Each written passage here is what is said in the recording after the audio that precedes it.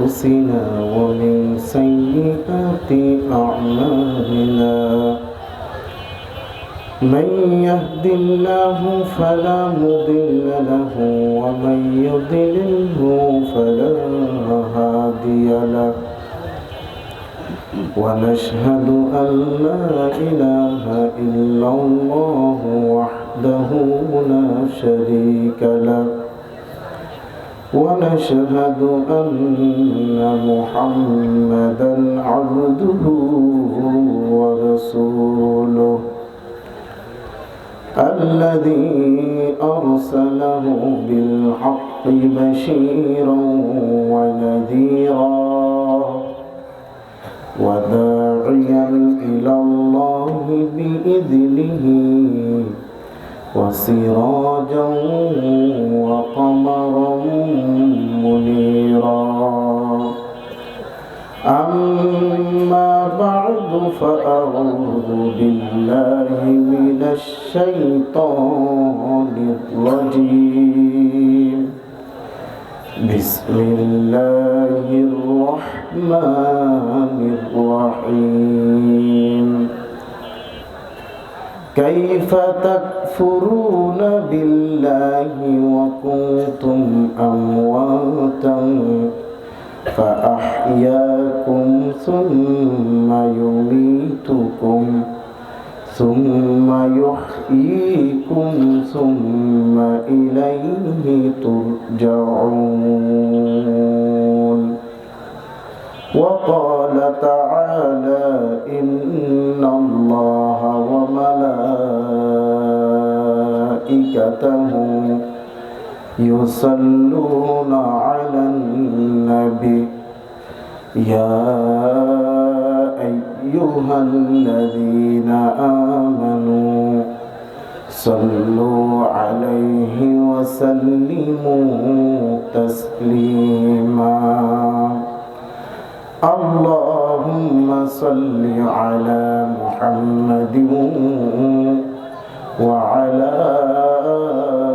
آل محمد كما صليت على إبراهيم وعلى آل إبراهيم إنك حميد مجيد اللهم بارك على محمد وعلى آل محمد كما باركت على إبراهيم وعلى آل إبراهيم إنك حميد مجيد لا إله إلا الله لا إله إلا الله لا إله إلا الله بدي ولر بدي تكبه ولا تكبنا গাড়ি ওয়ালার গাড়ি থাকবে ওয়ালা থাকবে না লা ইলাহা ইল্লাল্লাহ লা ইলাহা ইল্লাল্লাহ লা ইলাহা ইল্লাল্লাহ মুহাম্মাদুর রাসূলুল্লাহ বালাগাল উলা بكماله كشف الدجى بجماله حسنت جميع خصاله صلوا عليه وآله والنجم إذا هوى والنجم إذا هوى ما ضل صاحبكم وما غوى وما ينطق ينطق عن الهوى إن هو إلا وحي يوحى بلغ العلا بكماله كشف الدجى بجماله حسنت جميع خصاله صلوا عليه তিনচন্দি যুব সমাজের উদ্যোগে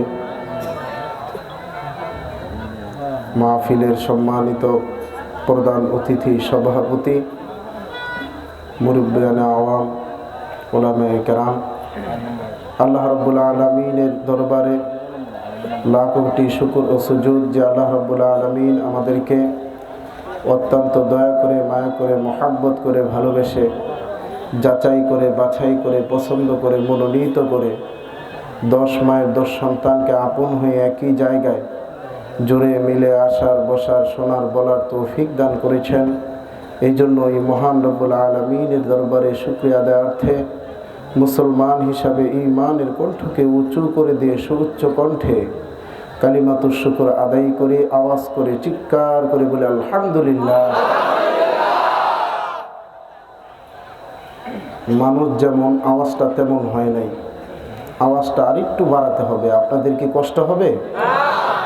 কণ্ঠ দান করেছেন কে? কণ্ঠ যদি আল্লাহ রাব্বুল আলামিন দান করে থাকেন, তাহলে আপনার আমার কণ্ঠের মালিক কে?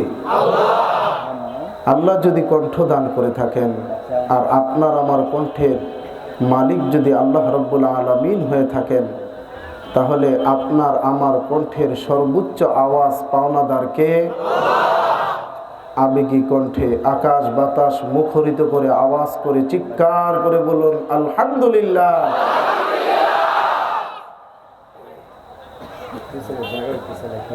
আমরা দুইটা কথা শুনবো। এক নম্বর কথা হচ্ছে যে যারা ডিম নিয়ে বসছেন অথবা বউয়ের সাথে ওয়াদা করে আসছেন যে সামনে যাব না, তারা বাদে সকলেই সামনে আসে।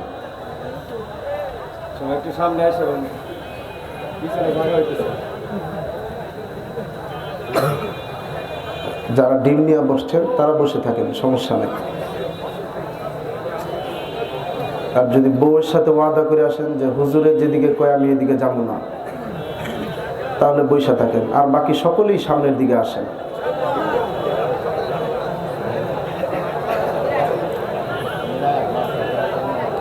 আমি একটা স্লোগান দিব, আমার এই স্লোগানের জবাব দিতে হবে।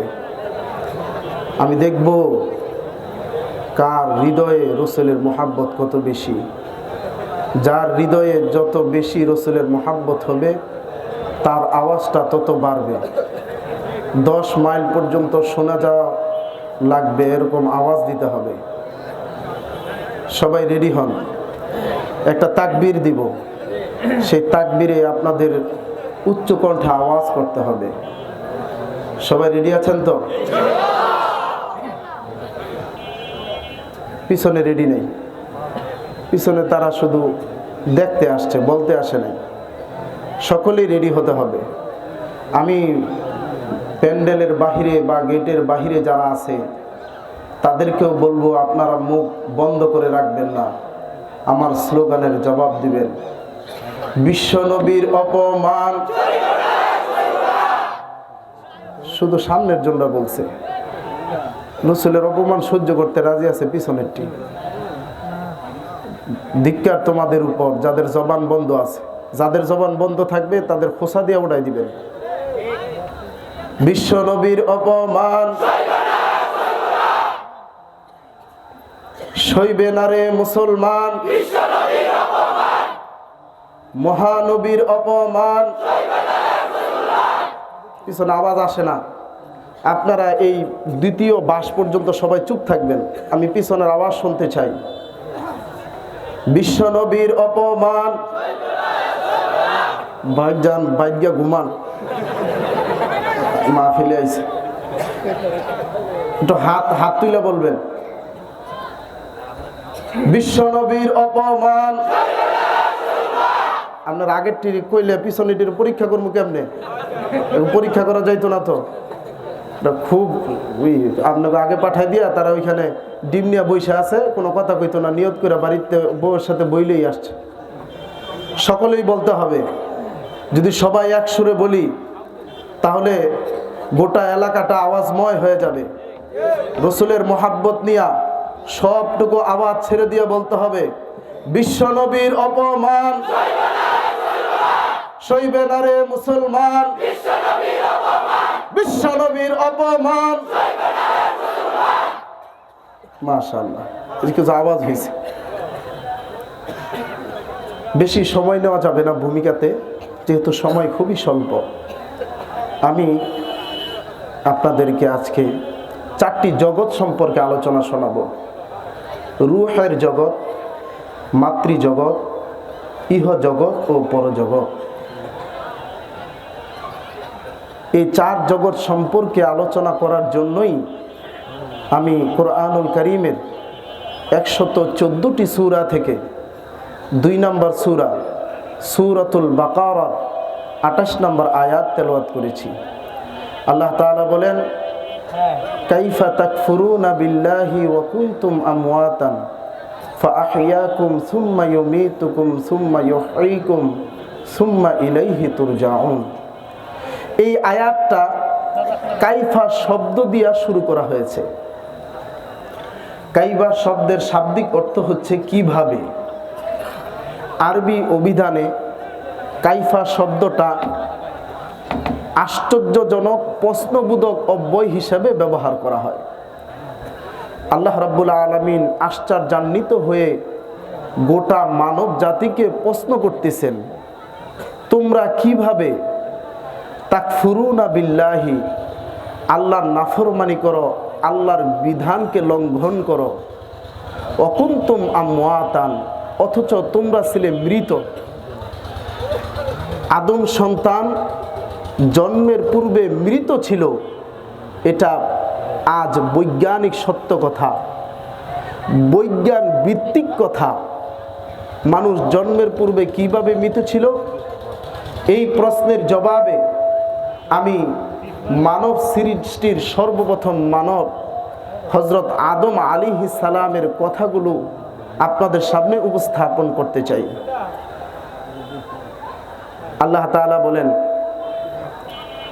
ক্বালা ইয়া ইবলিসু মা মানাআকা আন তাসজুদা লিমা খালাকতু বিয়াদাইয়া। হে ইবলিস, আমি যাকে নিজ কুদরতি হাতে সৃষ্টি করেছি তাকে সিজদা দিতে তোমাকে কে বাধা প্রদান করলো?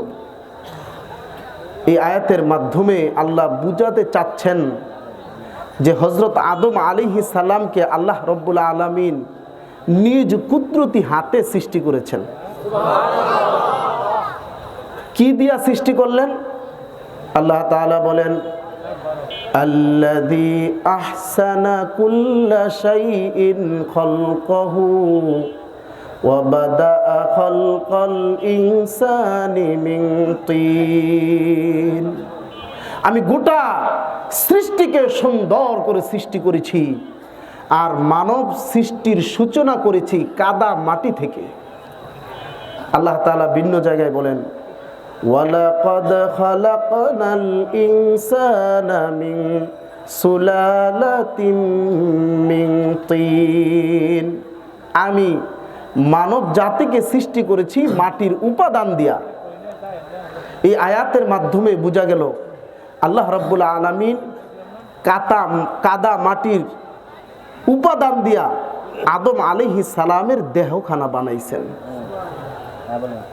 তারপরে আল্লাহ তাআলা বলেন, ফাইযা সাওয়াইতুহু ওয়া নাফাখতু ফীহি মির রূহি ফাকউ লাহু সাজিদিন। আমি সুষম করেছি, সুগঠিত করেছি, আর যখন আদমের শরীরে আমি রূহ সঞ্চার করব, তখন তোমরা সকলেই তার প্রতি সেজদায় অবনত হয়ে যেও। ফাসাজাদাল মালাইকাতু কুল্লুহুম আজমাউন। আল্লাহ তাআলা বলেন, সমস্ত ফেরেশতা মালাইকা হযরত আদম আলাইহিস সালামের প্রতি সেজদায় অবনত হয়ে গেলেন। কিন্তু মিস্টার ইবলিস সে সেজদা দিল না। আল্লাহ তাআলা জিজ্ঞেস করলেন যে তুমি কেন আদমকে সেজদা দিলে না?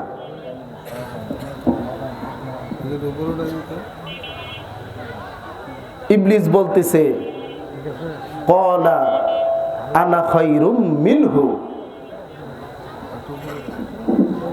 আমি হচ্ছি শ্রেষ্ঠ।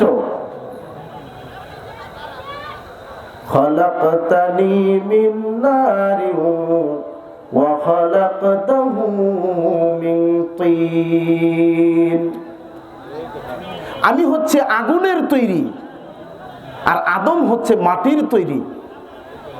আগুন হচ্ছে ঊর্ধ্বমুখী বস্তু, মাটি হচ্ছে নিম্নমুখী বস্তু। ঊর্ধ্বমুখী একটা বস্তু নিম্নমুখী একটা বস্তুকে সেজদা দিবে, এটা আমি ইবলিসের যুক্তিতে ধরে না। আল্লাহ তাআলার হুকুমের বিপরীতে ইবলিস যুক্তি দায়ের করলো। আল্লাহ তাআলা ইবলিসকে অস্বীকৃতিকারীদের অন্তর্ভুক্ত করে দিল। অতঃপর সেজদার পর্ব যখন শেষ হয়ে গেল, আল্লাহ তাআলা হযরত আদম আলাইহিস সালামকে আরাফার ময়দানে নিয়ে গেলেন।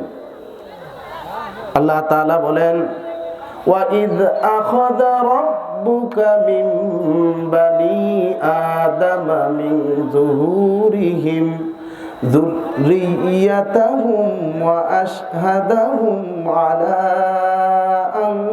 আনফুসিহিম,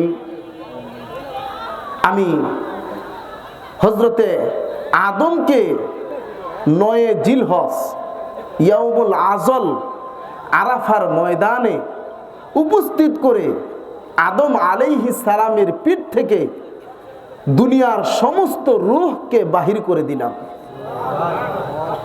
আল্লাহ রসুল বলেন যে পিঁপড়া, অনেক পিঁপড়া যখন জমা হয়ে যায়, যেমন একটা জমাট বাঁধা দেখা যায়, আল্লাহ রাব্বুল আলামিন আরাফার ময়দানে মানব জাতির সমস্ত রূহকে এইভাবে জমা করে দিলেন, ছিটায় দিলেন। সুবহানাল্লাহ। কেন ছিটায় দিলেন? যাতে একজন আরেকজনের জন্য সাক্ষী দিতে পারে। কিসের সাক্ষী?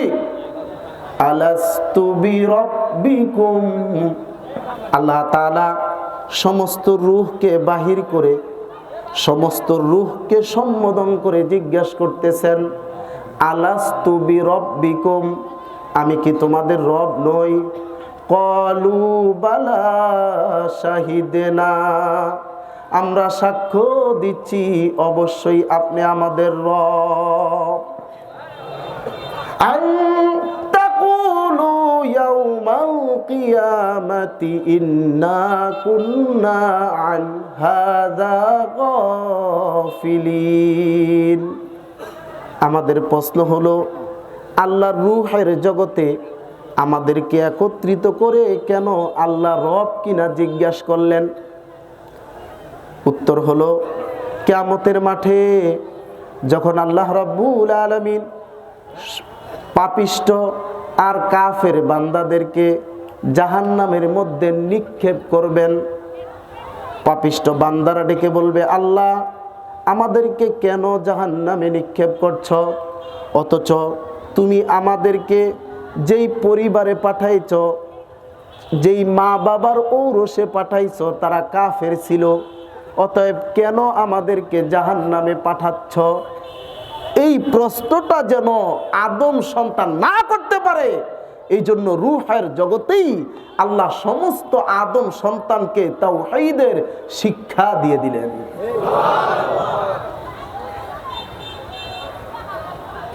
হযরত আদম আলাইহিস সালামের পিঠ থেকে আল্লাহ সমস্ত রূহকে বাহির করেছেন। আর মানুষের দেহ বানাইছেন আল্লাহ তাআলা নাপাক তরল পদার্থের নির্যাসের মাধ্যমে। আল্লাহ তাআলা বলেন, সুম্মা জাআলা নাসলাহু মিন সুলালাতিম মিন মাইম মাহিন। আমি মানব জাতির বংশ বিস্তার করেছি নাপাক পানির নির্যাসের মাধ্যমে। এখানে একটা বুঝার বিষয় যে দুইটা বিষয়, একটা সাইড হচ্ছে রূহ, আরেকটা সাইড হচ্ছে দেহ।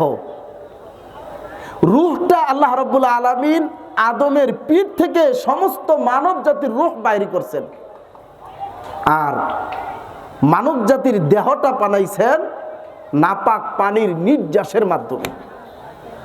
কথা বুঝতে পারলেননি?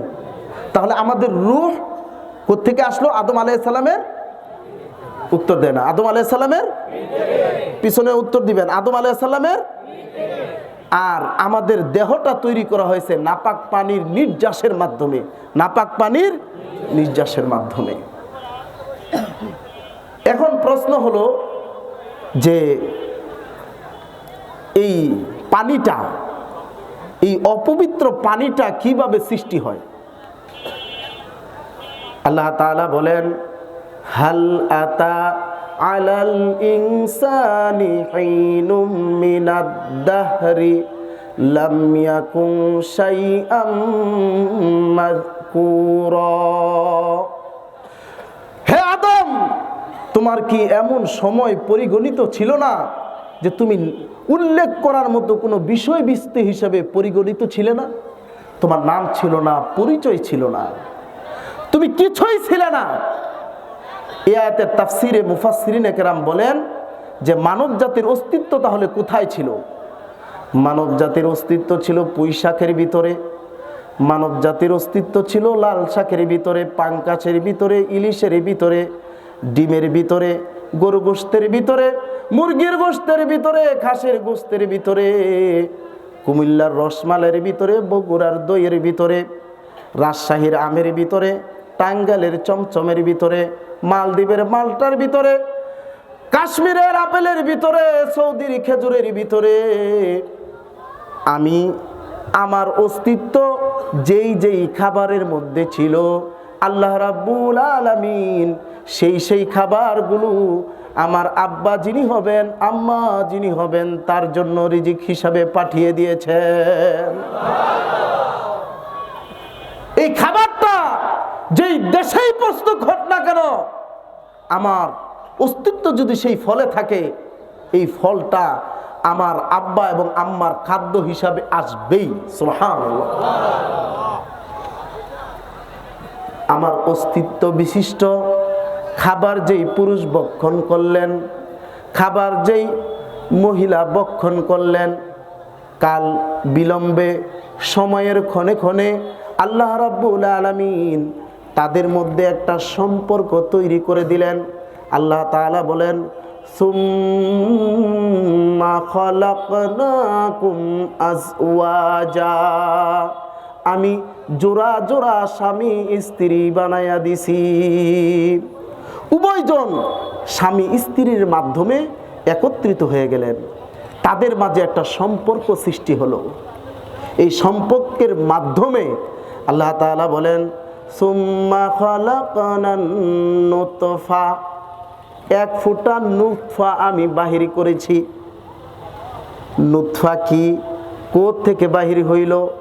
আল্লাহ তাআলা বলেন, ফালইয়ানজুরিল ইনসানু মিম্মা খুলিকা, খুলিকা মিম্মা দাফিক ইয়াখরুজু মিন বাইনিস সুলবি ওয়াত তারাইব। নাপাক পানিটা হচ্ছে ফালইয়ানজুরিল ইনসানু মিম্মা খুলিক। মানুষ কি একটু দেখে না তাকে কিভাবে বানানো হইল?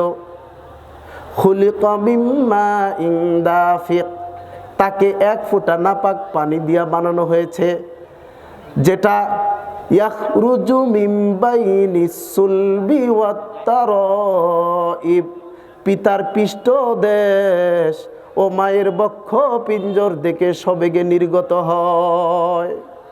পিতার উভম ও মায়ের ডিম্বাণু দুটার সমস্রয়ে এক ফোঁটা নুতফা তৈরি হয়, নাপাক পানি তৈরি হয়। সুবহানাল্লাহ, আওয়াজ করে বলেন না সুবহানাল্লাহ।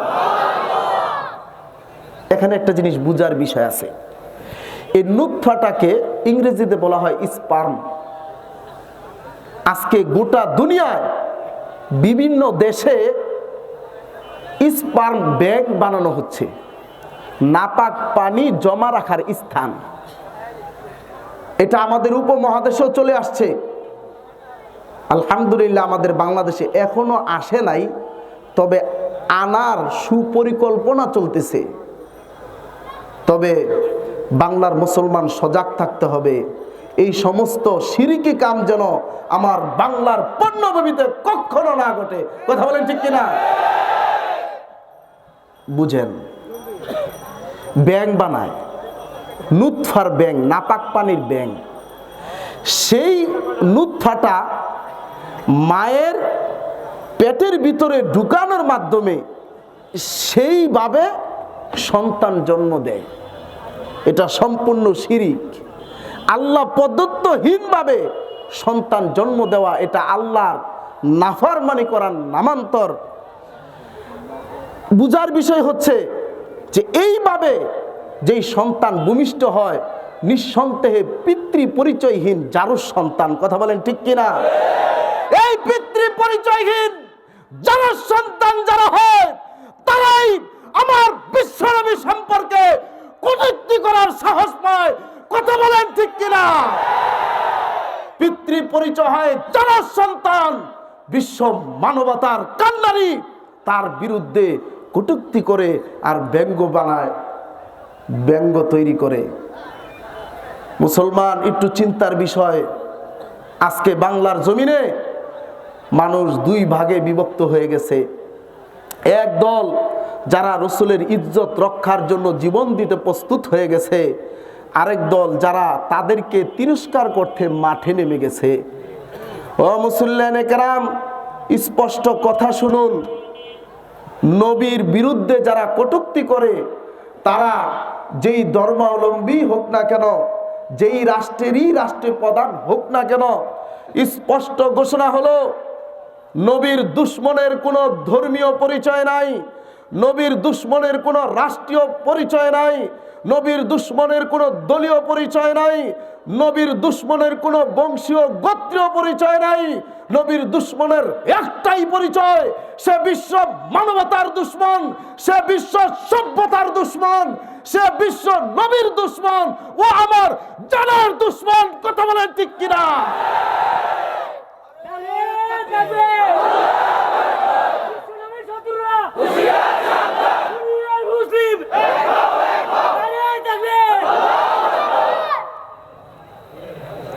পৃথিবীর মধ্যে ম্যাক্রো হচ্ছে গোটা পৃথিবীর মধ্যে সবচেয়ে বড় জারজ সন্তান।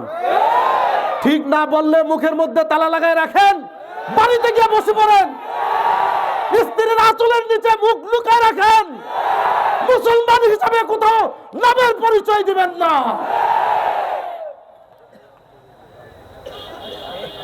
করা হচ্ছে বিভিন্ন জায়গায় কটূক্তি করা হচ্ছে।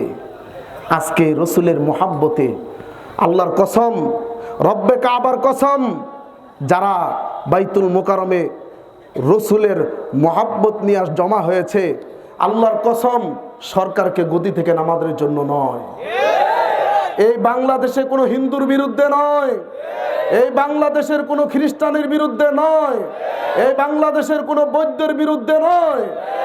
অতএব যারা উস্কানিমূলক এখন মিছিল করতেছে, হেফাজতের গালে গালে জুতা মারো, তালে তালে অপেক্ষায় থাকো, তোমাদের চেয়ে আমাদের জুতার সংখ্যা কোনো অংশেই কম নয়। জুতা মারতে মারতে দেশ থেকে তাড়ানো হবে। কথা বলেন ঠিক কিনা?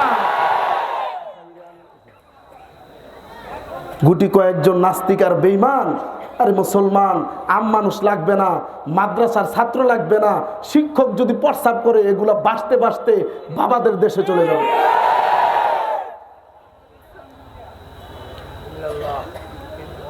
রসুলের মোহাব্বত অন্তরে রাখতে হবে।